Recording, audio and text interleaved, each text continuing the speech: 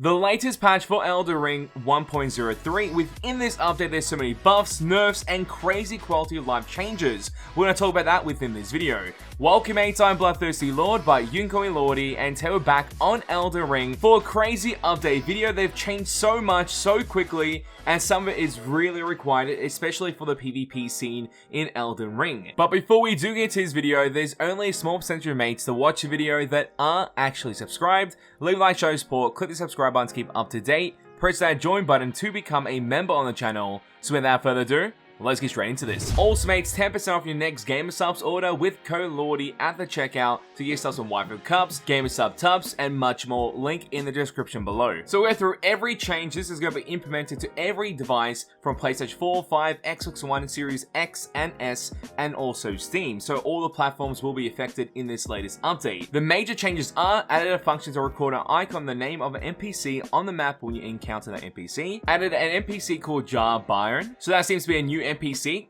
Crazy to see there's new quest lines in the game already. Added new quest phases for the following NPCs, and you got the characters on screen right there. Added some stunnable NPCs in multiple situations. Increased the number of patterns of objects players can imitate when using Mimic Veil. So that's a mimic feature within the game, so more objects to actually utilize to change into the objects and pretty much confuse players. Really fun for the PvP experience. Added night background music for some of the open field areas. Now we move on to the balance changes, which are going to be very crucial to everyone's gameplay in PvE and PvP. So we're going to talk about that as we go. So the first one is increase the drop rate of smithing stones for some enemies, added smithing stones to some early game shop lineup, increase shield effectiveness, increase the damage for all offensive cracked pot items, increase the damage for the following items called Spark and Poison Spray Mist, increase the effective duration for the following items, Uplifting Aromatic, Iron Jar Aromatic, increase HP healing for Torrent when using the following items, the Raisin and the Sweet Raisin and the Frozen Raisin as well. Reduce FP consumption and increase the damage of the following sorceries, being Glintstone, Common Shard, Comment, and 9 Common. So that's really cool because you gain more buffs for those aspects that you can use in PvP and PvE for your sorcery. And it keeps on going. Increase the damage of the following sorceries, Gravity Well, Collapsing Stars, and Crystal Barrage. These abilities on its own are not the best abilities in the game, by far, because they have displacement and a bit of damage prior, so having increased damage on that will help out with sorcery no matter what. Decrease FP consumption of the following sorcery, Star Shower, Rock Blaster, the Gavel of that character, Founding Rains of Stars, Stars of Ruin, Great Blade, Phalanx, Magic Downpour, Lorita's Great Bow, Lorita's Mastery, the Great Sword, the Piercer, and the Spiral. That is crazy to have so many of the abilities reduced in FP consumption, because you know, if you're using Stars of Ruin, you can only use that maybe twice, or even 3 times at 40 mind. That is insane. And obviously with these new buffs that are coming towards the sorcerer, it could be really crazy. Let's keep reading about this. Raise projectile speed and range of Great Glintstone Shard, very nice. Decrease Ash of War, Hoarfrost Stomp damage, and increase cast time. Oh no.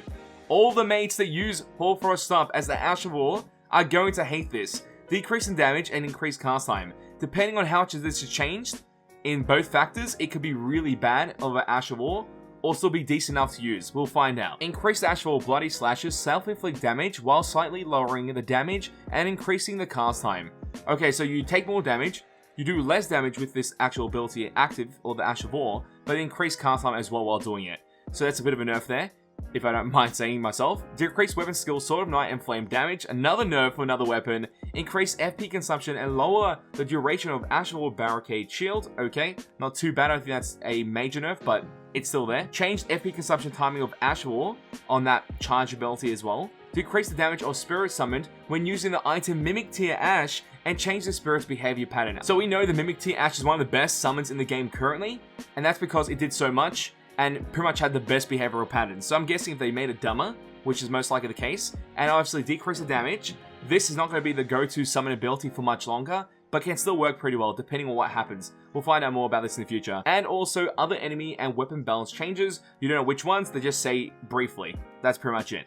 So that's all the big changes, and there was a whole bunch of bug fixes for certain bosses, for freezing states when you're on your actual riding. I can let it flicker on the screen right now. You can pause out anytime to see all the effects of this. I don't think there's anything too crazy, except for some of the things I want to mention right now, which is fix the bug that allowed players to activate the Erd Tree Great Shield weapon skill without absorbing any attack using a special combination of item and incantations, because obviously that was busted when it used to be active. Same thing with Determination and Royal Knight to resolve. They've been actually fixed in the case that you can't activate it and have that apply onto other weapons with that skill, so that's no longer a mechanic in the game. So that's been changed on that aspect as well. And those are all the big changes, the quality of life changes for Elden Ring in this game. I know many of the people that use certain builds with Fire Deadly Sin, the Bloody Slashes, they're going to be so tilted. But if you are a magic user, a sorcerer, you are going to love this update because there seems to be a lot of buffs towards the range classes in sorcery overall. So that's cool to see, and obviously we do a lot of sorcery gameplays on our channel with a mixed hybrid of certain abilities. Check that out because we'll be making more builds very soon